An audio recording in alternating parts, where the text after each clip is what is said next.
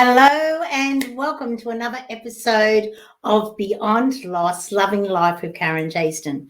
I'm Karen Chaston, and today, as always, we are going to deep dive into loss, all different kinds of loss. You know, so many people believe that loss is just death of a loved one, and there are over 40 different loss events that can affect our lives. And it's important for us all to know that when loss comes to visit, it's actually probably guiding you to look at your life differently and to see how you can probably learn from the loss event and then move on and then grow from there. So welcome, everyone. Hi, Stephanie. Nice to see you here. As always, I believe you've been here before, and, you know, just deep dive in, let me know where you're from, who you are and what you'd like to talk about. Just realise I might put a little bit more light on the subject so it looks a little bit more better. And so today, as always, I just told you we're going to deep dive into loss. So what sort of loss events have affected your life? Let me just get out my little thing and I'll just come on to here. Let me just go to, as I said, there's over 40 different types of loss events. Hi, Kelly. Nice to see you here from Melbourne. Hi, Deb. It's great to see you here. So today I just thought we'd deep dive into some of the different types of loss events that can affect all of our lives. You know, no one is going to get out of here without experiencing some sort of loss in their life. And, you know, even if it's the death of your parents or your, you know, loved ones, but there's so many more, as you can see. You know, there's loss around divorce. There's loss of so many family different sort of scenarios where you can have a loss. You can have it in your job. You can have it in your health or your wealth or your pets. Or if we go into, you know, so many things that have happened since, you know, COVID sort of really came into our lives in March in 2020. That's what you can really see is how different our life has been. And I'm sure that if you deep dive into who you were before that scenario to who you are now, there may be a lot of loss, but there's also maybe a lot of benefits that have come about through actually doing this. And that's what I love to help people to realize, that no matter what loss you have experienced in your life, there will always be a gift in that loss. And it's probably not in the loss event itself. It is probably more about who you have become after that loss event. So I hope that makes sense. Hello, Marie from England. Great to see you. Love the UK or England or whatever you want to call it. Great place. Hi, Jody, Kate from Coffs Harbour. Fantastic. I believe you had a bit of a tragedy near there yesterday on the beach, which wasn't very great at all. But anyway, let's continue on. As always, each week, I like to pick a card before I come in. Hi, Jasmine. And I love to pick a card from the Channeled Spiritual Guidance card by Marcia Quinton, which are beautiful cards. And the reason I pick them is because it's really easy to get some guidance from it. And the guidance is for everyone. It's not just for me. It's for everyone who is on here, whether you're live or watching the recording. Welcome and thank you. So let's deep dive into universal. The card we got today is 53, which is universal love. How beautiful is that card? That beautiful lady standing there being showered by all of the gifts from the universe. And the card is number 53 and it's called Universal Love. So you can clearly see how well this is represented in this card. So the universal light and love is entering your life today. Feel the surge of energy flowing towards you, surrounding you and touching all of your being. Be happy and rejoice. Embrace it with your heart and soul. Spread your thoughts outward towards the universe. You know what? I've just been guided to say, why don't we all just stand there like that beautiful girl and actually stand back and allow this energy to come into you, because that's exactly what happens, is that we can be guided. But so often we are so busy in what we're doing that we don't feel the universal love coming towards us. And there is nothing better in standing there and just receiving. So think of that as I continue reading this card. This is an opportunity to awaken some of your dormant ideas, dreams, and wishes. The universe is granting you this opportunity and embracing you with its power. Give it your energy and a portion of your time. Allow thoughts and emotions to open and let the love flow through your entire state of being. Let the love of the universe make the magic come to life and happen for you. Wow, how beautiful is that? Like, seriously.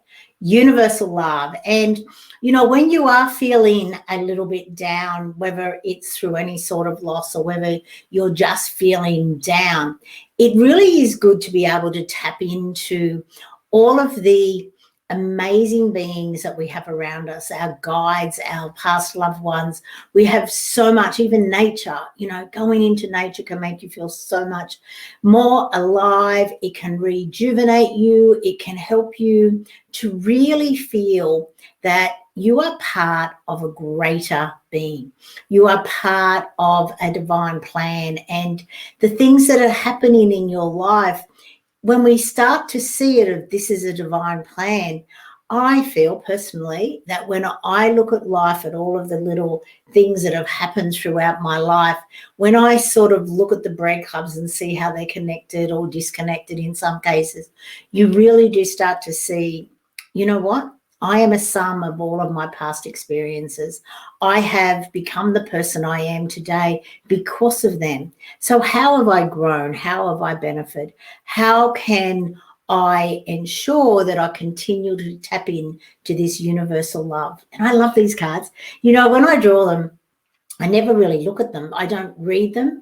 I read them like I hear them for the first time as when I read them to you, which is what I really love, because it's really interesting how I can always resonate with them. So let me know if you resonated with the card.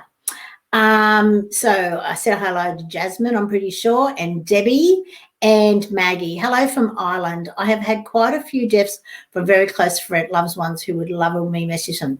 Okay, Maggie, I don't do messages from past loved ones. I am not that sort of person. I'm the person that assists you to be able to move on beyond any kind of loss. And as I showed earlier, there are over 40 different kinds of loss.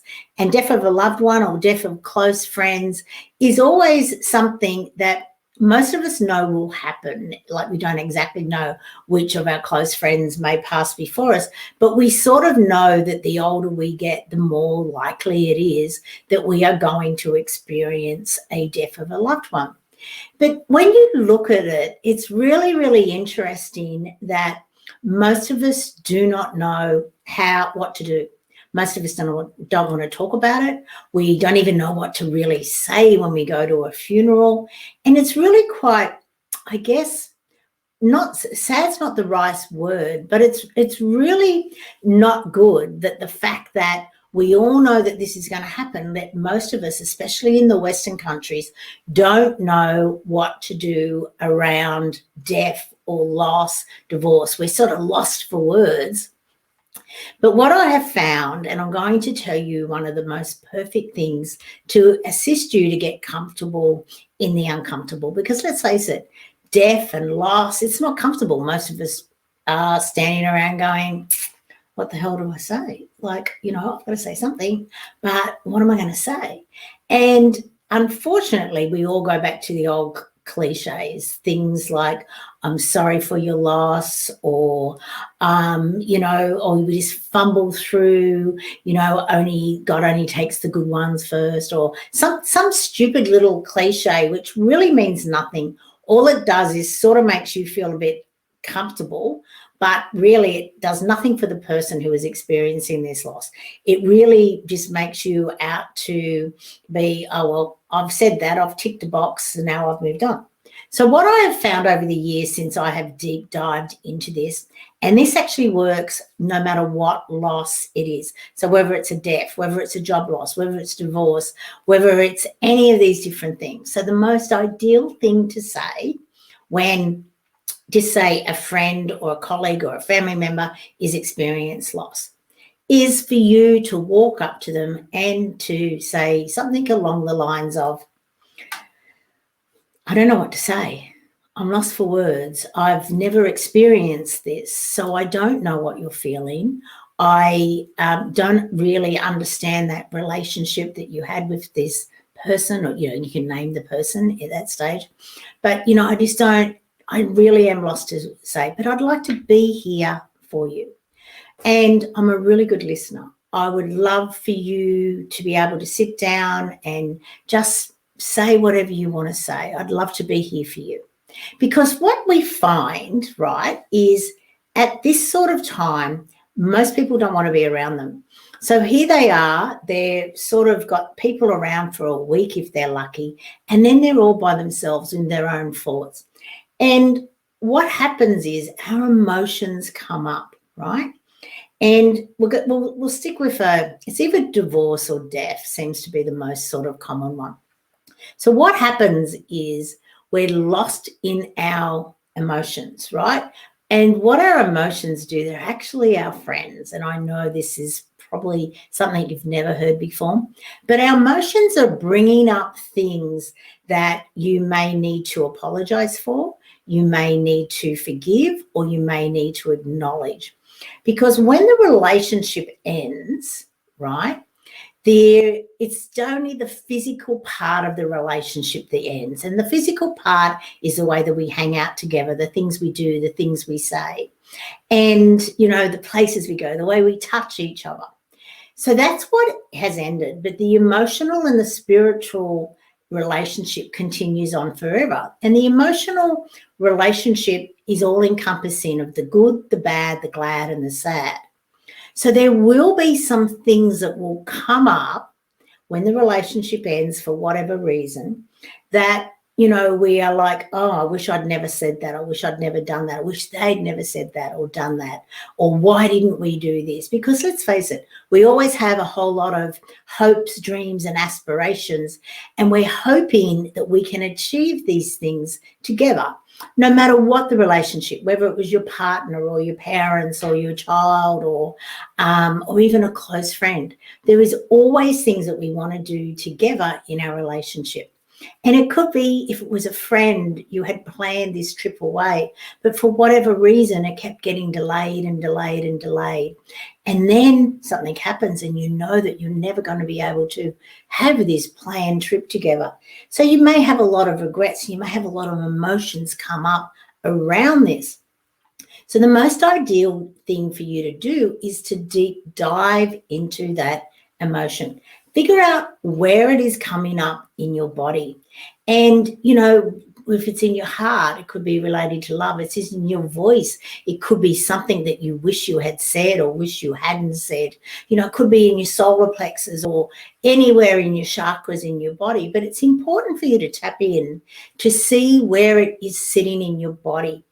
And the great way that you can actually move through it is that you can start to ask yourself questions about what this emotion leads to, right? So what I'm going to do now, and a great way for you to get to the crux of it. Now, you may intuitively know when you tap into where it is coming up in your body, you can tap into what it was about. Because it may, as I said earlier, it may be something that you want to forgive. It may be something that you want to apologize for. Or it could be something that you just want to acknowledge, something that you didn't get to say to them before this happened. And, if it's a divorce, obviously they may still have to be in your life if you have children together. But then, of course, it may be that you just have a clean break. But there were things that you would want to acknowledge. Now, acknowledge could be negative or positive. It doesn't have to always be negative. And no matter what has happened, you can always come to the thing. So I'm going to go through it, but before that, I'll just catch up. I'm so glad it resonated with you, Jasmine. Hi, Candy from Sydney. I hope everything's going down there. I was down there a couple of months ago for 6 weeks. Went for 5 days and stayed 6 weeks and then eventually came home. Hi, Mike from California. Great to see you. And hi, Kerry, as always. One of my most loyal people to come on to the show, and it's so great.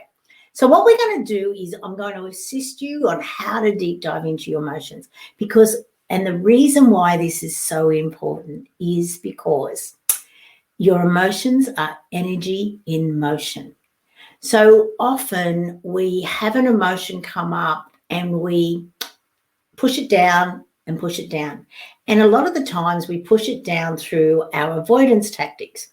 So what are avoidance tactics? Avoidance tactics are things like eating, drinking, food, alcohol, drugs, working too much, anger, exercising too much, having too much sex, shopping too much. There are so many things.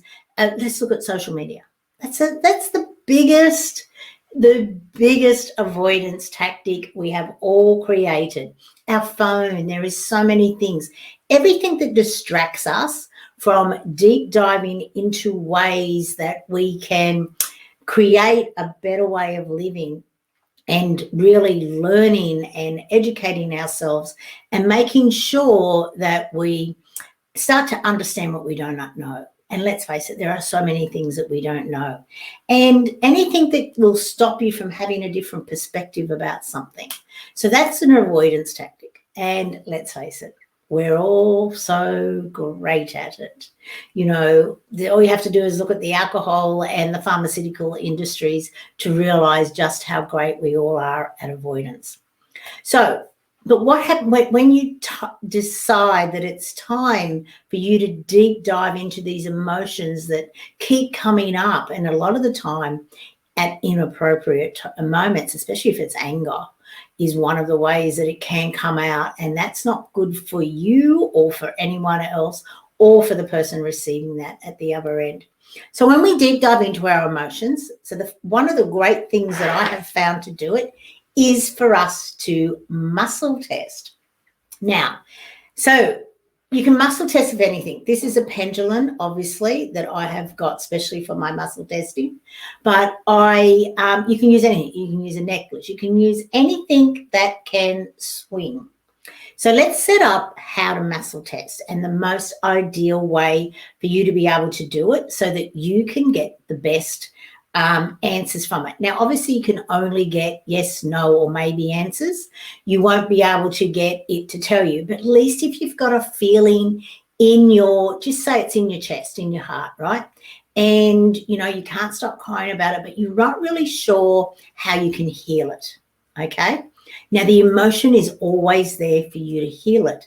And as you heal it, right, it will go from, say, a 9 out of 10 down to a 3 out of 10. Now, isn't it a lot easier to have an emotion that's a 3 out of 10 as opposed to a 9 out of 10 emotion? So that's what we're sort of moving through now. I hope this works. So anyway, so when you get a pendulum, and it can be anything, there's a couple of things that you need to set yourself up first. So let's go through them. The first thing is you've got to figure out what your yes is, okay? So I'm going to say my name is Karen, okay? And it's moving backwards and forwards. So that is clearly my yes. Now I'm going to say my name is Fred. Now, as you can see, it has moved acrossways. So that is my no. And then I'm going to make sure that I'm hydrated. So the next one is that we want to figure out what our maybe is. So I'm going to go show me my maybe. Okay. So as you can see, my maybe goes around in a circle. So I know that my yes is forward, my no is sideways, and my maybe is around in a circle. So I've got that covered. The next thing that is best for you to find out is for you to find out if you're hydrated. Because if you're not hydrated, okay, and that means you have enough water in your body. So if you're not hydrated, you will get a false positive. So let me just stop that down there. Am I hydrated? Okay, so yes, I am hydrated. So then from there, you can tap into the emotion that's in your heart. And you can ask questions like, does this emotion relate to whoever, right? And is this in relation to this event? And then you can ask questions like, can I heal this? Or is it ideal for me to heal this now? Is it about me forgiving them for whatever? Is it about me acknowledging the fact that I never, told them that I love them the way that I would like to? So then you can go through all of your questions, and there'll be a whole lot of questions that you can come up with in relation to the feeling in the body. And the more that you breathe into the feeling, you can close your eyes and you can breathe into your heart, and you can visualize all of the love, all of the forgiveness, all of your acknowledgements, all of your apologies from coming in and then going out through the body, out into the universe. And the funny thing about this, right, whether they're dead or alive, is they will feel this. They will feel the energy that you are putting out there, and they will understand and they will know. Obviously, if in another realm, they're probably there sitting on your shoulder or standing behind you and hugging you at the same time. But the thing is that so often that we deep dive into it, we don't deep dive into our emotions. So therefore, we're not healing them. We're not assisting them to be able to do what they're designed to do, is energy and motion. And, the thing is that once we heal them, we can then move on, and we can then, that's done. Like, we've completed that scenario. We've completed whatever it was. I'm not saying you're not going to get another emotion, but when you do get another emotion, it'll come up in a different form. It could be when you're talking about them or doing something. Tap into where it shows up in your body. There will be difference. There will be different signs. And that may be something else that requires healing. Another event, another thing that was said or not said, done or not done. You know what I mean? And that's how you can heal from anything moving forward. Now, once you heal, right, and get out of the blame game and get into the responsibility game, taking responsibility for your part of the relationship. And I don't care what anyone says. There are two people in every relationship, and we all do and say things that are not ideal. We all do things that are not ideal. So it's important for us to acknowledge our part of it. Sure, we may have done something because they did this, but that's just putting the blame on, because if they hadn't have done this, I wouldn't have done this, they made me do it. Things like that, it just doesn't help you. And that's what this is all about. My show is all about assisting you to be able to live the most amazing life, so that you can create your better life moving forward, because we can't change the past. We only have the present, right? That's what's called the present. It's a gift. So the things that we do in the present are what are setting us up for our future. Now, if we are constantly in the blame game, we are constantly angry, we are constantly unforgiving, we are not creating our most ideal way forward. And what we're also doing, and it's really important for you to understand this, is you're creating disease in your body. The way we are, the health of our body really does come back down to the things that we say and do. And, we are so bitter inside of us and so angry at other people, we are not going to be healthy moving forward.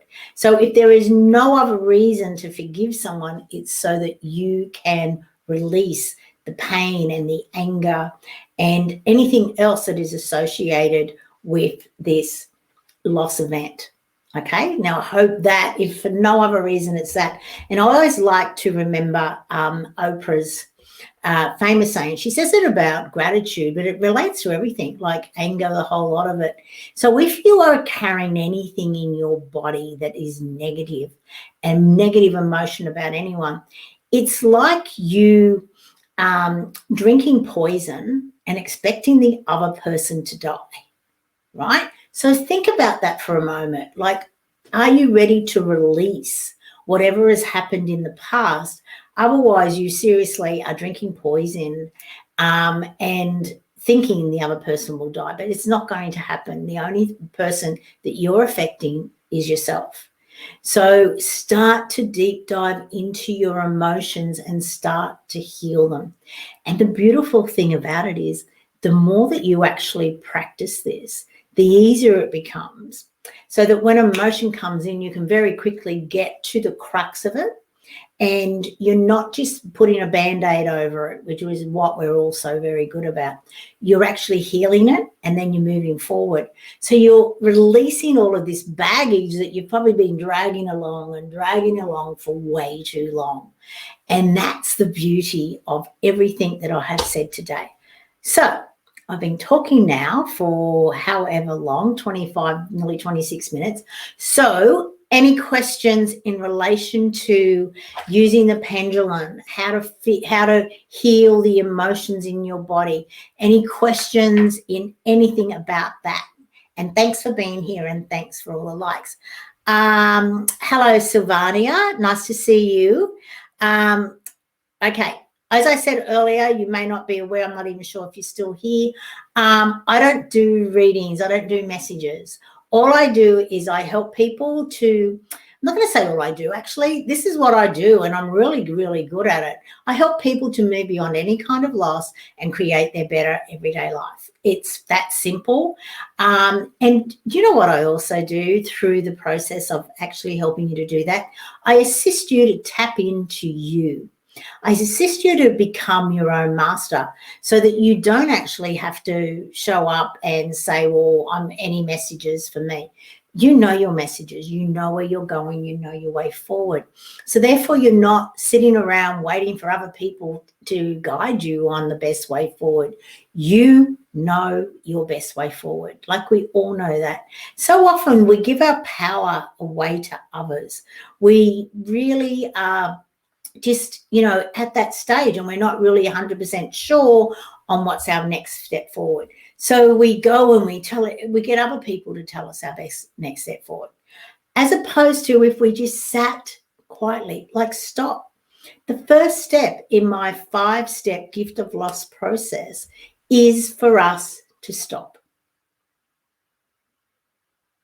And the reason it's best for us to stop is because it's in the quiet time, it's in the silence that we actually can hear.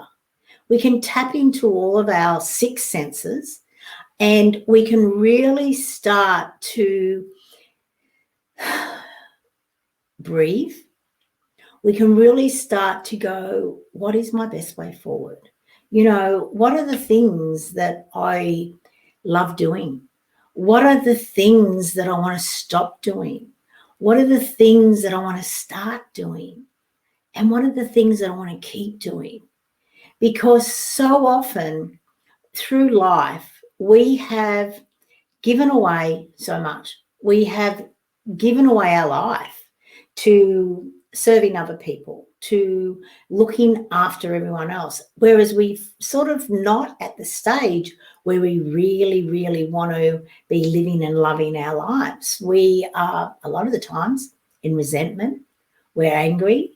We're feeling very, very unfulfilled, and we are wondering, how the hell can I actually start to feel fulfilled, bring joy and love and happiness into my life?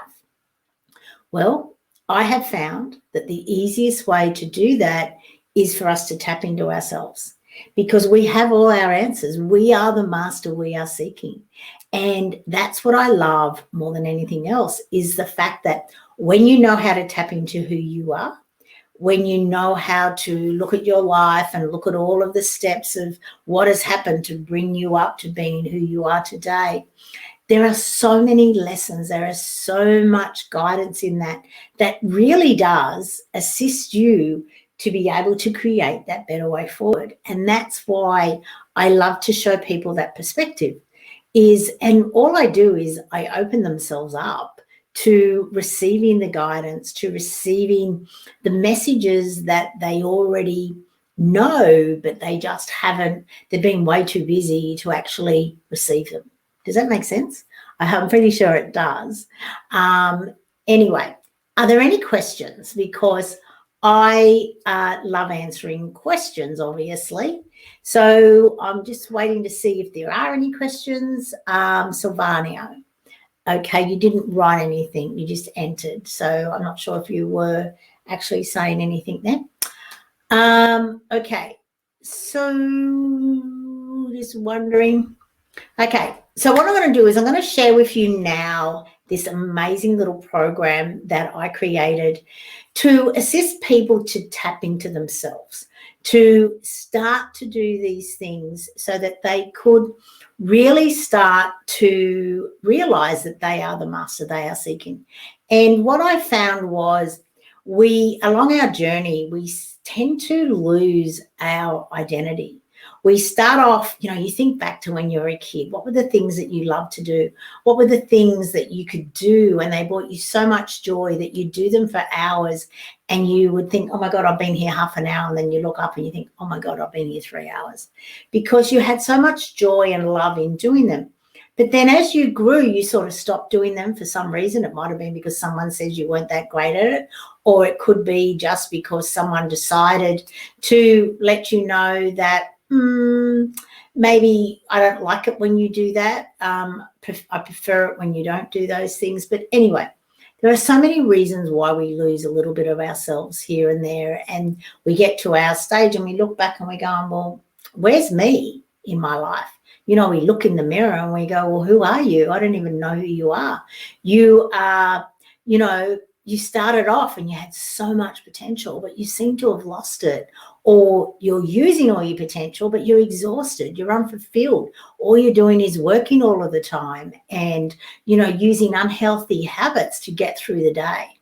So I created this program, which is called Revitalize Your Life, which is an amazing program that actually is for 45 days, you receive their awareness, these little exercises for you to do, and they are awareness. They assist you to tap back into you so that you can actually become the person that you came here to be, which is amazing. And I've called it Revitalize Your Life. And wait on, I'll just tap in over here and I'll put the link to it here. But it's called Revitalize Your Life. But the reason why I called it Revitalize Your Life was because it does exactly that. And the good thing about it is that it literally helps you to connect. Thanks, Kerry, for saying it's a great course. It helps you to revitalize and connect to you. And it's different awarenesses, letting you know that you actually matter in your life. And I don't know if you're aware of this, but I certainly wasn't until I was well into my 50s. You are the only person you're going to spend your entire life with. Now think about that. You're the only person that you spend 24/7 with for every week of your life. So when you think about that, you start to go, well, I've come into this world alone. Sure, I have my parents, but I still was born by myself. And I'm going to leave when my time is up. But why am I spending most of my life running after other people and not doing the things that I love, not fulfilling my hopes, dreams, and aspirations? Why is it that I'm sort of last on the list when it comes to me? And that's what's really important for all of us, to ask that question and actually say, where am I in my life? Am I actually living and loving my life? Or how can I reconnect to me, to the things that bring me joy? How can I revitalize my life? And that's what this little program's about. So for 45 days, you'll receive a new insight, a new awareness. It'll take you no more than 45 minutes to actually work through the exercise, to work through the awareness. And then the beauty of it is I've made it $45. So that's $1 a day for 45 days. That is the total investment. so that you can, within 6 weeks, right, 45 days, you will be able to look at your life and you'll have a new awareness. You'll have a way forward. You will be able to go, wow, these are the things that can actually bring me more joy in my life, more hope, and more ways for me to actually start living and loving my life. So are there any questions in relation to what I have just shared with you? Because it's so important for us to know how to become the master we are seeking. And sure, at times we require help to do that. But then other times we don't. But that's what I'm feeling. So if you are here sort of asking people, how can you give me a reading? Can you help me with this? Can you do all these sort of things? My sort of philosophy, and it has always been this way, even when I was in my corporate life, was teach a man to fish. So assist you to be able to tap into you and create the life that you truly love each and every day. Does that make sense? I'm pretty sure it does. So are there any questions about any of this? I'm not really sure so I'll wait, and if there is no more questions, is there any questions about the pendulum sort of thing? Because it is good for us all to know how to use a pendulum. You don't need, as I said, you don't need to have a formal pendulum like I do, though I must admit I do love them. But you can tap in, you can use a necklace, you can use whatever you like works for you. It's just so that you can get your yes and no answers or your maybe answers, because then you will know. And the funny thing about it is the more you know that you use a pendulum, not only will it swing more and more, like further. Sometimes when you first start out, it just swings like a real little bit like that. But then as you go on, it really does swing like it's a really obvious yes sort of thing, which is in itself quite interesting because you're so tapped in. But not only that, you know the answer before the pendulum actually shows. Because what you do when you use a pendulum is you're tapping into your unconscious, your subconscious. So you sort of get to know what the answer is. You get to know what's ideal for you before you even formally ask it out loud. It's like it's just, it's telling you the answer way before you even get there, which in itself is really, really super cool. Well, I always thought it was super cool. So are there any more questions? Because otherwise I have shared everything I'd like to share today. Next week, we're going to deep dive into something different. I'm going to get into Maslow's hierarchy of our energy, where we're at and what each different vibrations are, because it's really important for us to know and to tap into our map of consciousness, to see where we're at and to see where we're vibrating so that we can start to vibrate at a higher level. Because what happens is not only are you more connected to your spiritual self, you will also be able to guide your life on, sure, we're human, we're all spiritual beings having a human experience, but we will make sure that all of our spiritual reasons for us being down here, that when we pass, we won't have any regrets that we didn't get them fulfilled, which means we won't have to come down again to fulfill them, which in itself is a really good idea now, isn't it? So that's it for me. Bye, Kerry. Great to see you here as always. It seems like there are no more questions. So I'm going to live and love you today, as always. And remember to make your week meaningful, memorable, and magical. And you can easily do that. Bye for now.